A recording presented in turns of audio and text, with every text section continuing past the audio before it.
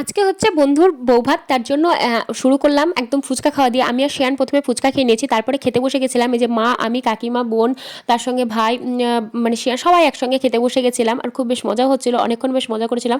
তারপরে সকলে একসঙ্গে খেতে বসে গেছি এবং এই দেখো দেখতে পাচ্ছ মানে আমি আর শিয়ান বসেছি, আর এদিকে ভাই আর জামাইবাবুর সঙ্গে খেতে বসেছে। তো এই যে পাতা দিয়ে দিয়েছে আমাদের এখানে।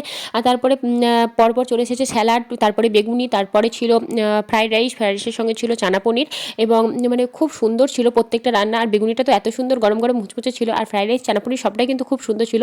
তারপরেই চলে এসেছিলো সাদা ভাত, সঙ্গে ডাল ছিল, যদিও আমি নিইনি। তার সঙ্গে ছিল ইঁচড় চিংড়ি, আর তারপরে ছিল চিকেন কষা, আর তারপরে চাটনি, দই, মিষ্টি, 2 ধরনের মিষ্টি ছিল এবং তার সঙ্গে দই। সমস্ত রান্না কিন্তু খুব সুন্দর ছিল, চাটনিও ছিল।